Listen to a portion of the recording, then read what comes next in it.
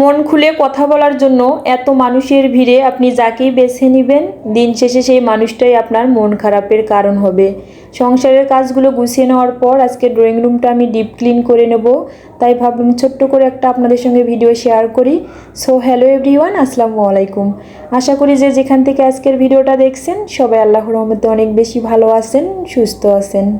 মাঝে মাঝে কিছু মানুষের ছোট ছোট কথায় অনেক বেশি মন খারাপ হয়ে যায়, তবে একটু পরে মনে হয় যে না, কারো কথায় মন খারাপ করে চলবে না, নিজেকে ভালো রাখার দায়িত্বটা নিজেকে নিতে হবে। এজন্য আমার কাছে কেন জানি না মনে হয় যে নিজেকে কাজের মধ্যে যদি একটু ব্যস্ত রাখি তাহলে মানুষের এই কথাগুলো মনে রাখার মতো কোনো সময়েই পাবো না। এজন্য আমি চেষ্টা করি সব সময় ছোট ছোট কাজের মধ্যেই নিজেকে আনন্দ দিতে।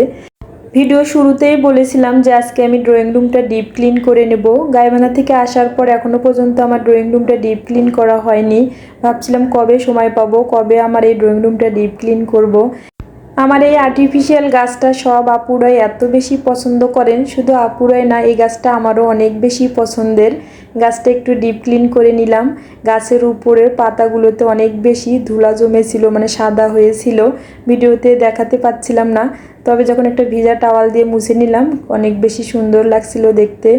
অফ ক্যামেরা আমি পুরো ড্রয়িং রুমটা সুন্দরভাবে গুছিয়ে নিয়েছি। যদি আমি পুরো ভিডিওটা আপনাদের সঙ্গে শেয়ার করি তাহলে ভিডিওটা অনেক বেশি বড় হয়ে যাবে, তখন আপনাদের দেখতে ভালো লাগবে না। যে কোনো জিনিসই হোক না কেন বেশি বেশি কিছুই ভালো না। বাহিরে যেহেতু মুষলধারে বৃষ্টি হচ্ছিল তাই ভাবলাম পেঁয়াজু বানালে ভালোই হবে, খেতে বেশ মজা লাগবে। বৃষ্টির দিনে যে কোনো জিনিসই হোক না কেন ভাজা পোড়া খেতে বেশ ভালো লাগে। পেঁয়াজুগুলো বানানোর জন্য আমি প্রথমে মুসুর ডাল আর একটু খেসারির ডাল পানিতে ভিজিয়ে রেখেছিলাম, তারপর শিলপাটা একটু বেটে নিয়েছি। এখন পরিমাণ মতো আমি একটু হলুদ গুঁড়ো, একটু মরিচের গুঁড়ো, স্বাদ মতো লবণ, একটু ধনিয়ার গুঁড়ো, একটু আস্ত জিরেও দিয়েছি। তারপর কাঁচা মরিচ, পেঁয়াজ, একটু 2 টেবিল চামচ পরিমাণ বেসন দিয়েছি। বেসন দিলে পেঁয়াজুটা খেতে বেশ মজা লাগে।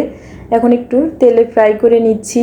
যারা এখন পর্যন্ত আমার এই ভিডিওটি ধৈর্য সহকারে দেখছেন অথবা শুনছেন কিন্তু লাইক দিতে ভুলে গিয়েছেন, প্লিজ আমার ভিডিওটিতে একটা লাইক দিয়ে সম্পূর্ণ ভিডিওটি দেখার অনুরোধ রইল। যারা লাইফস্টাইল ব্লগগুলো দেখতে পছন্দ করেন অথবা ভালোবাসেন, যদি আজকের ব্লগটা আপনাদের কাছে কোনো অংশে একটু ভালো লেগে যায় তাহলে প্লিজ আমার পেজটিতে একটা ফলো দিয়ে পাশেই থাকবেন। যারা অলরেডি আমার পেজটিতে ফলো দিয়েছেন তাদেরকে অসংখ্য ধন্যবাদ।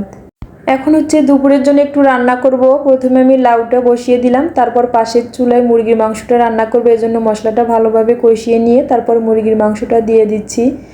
আমাকে অনেক আপুরাই বলেন যে আপু আপনার ভিডিওগুলো অনেক বেশি সুন্দর হয়, কিভাবে এত সুন্দর করে আপনি একটু একটু করে ভিডিও ক্লিপস নেন, একটু জানাবেন প্লিজ। আসলে আপনারা চেষ্টা করবেন যখনই যে কাজটা করেন না কেন একটু একটু করে ভিডিও ক্লিপস নিয়ে রেখে দিবেন। পরবর্তীতে এডিটিংয়ের সময় সব কিছু অ্যাড করে ভিডিওটা এডিট করে পোস্ট করবেন, দেখবেন ভিডিওগুলো অনেক বেশি সুন্দর হবে। এখন হচ্ছে রাতের বেলা আন্টির বাসায় দাওয়াত ছিল, আমরা সবাই মিলে আন্টির বাসায় গিয়েছিলাম। আন্টি অনেক মজার মজার খাবার রান্না করেছিলেন, খিচুড়ি, গরুর মাংস, অনেক পদের ভর্তাও বানিয়েছিলেন। খাবারগুলো অনেক বেশি মজা হয়েছিল। এই তো সবাই মিলে আমরা খেয়ে নিচ্ছি। খিচুড়ির সঙ্গে আচার না হলে তো চলেই না, আচারটা নিয়ে নিলাম। তবে খাবারগুলো সত্যিই অনেক বেশি মজা হয়েছিল। আজকের ভিডিওটা তাহলে এই পর্যন্ত। নেক্সট আরেকটা সুন্দর ব্লগে আপনাদের সঙ্গে আবার দেখা হয়ে যাবে। সে পর্যন্ত সবাই ভালো থাকবেন, সুস্থ থাকবেন, আমাদের জন্য দোয়া রাখবেন।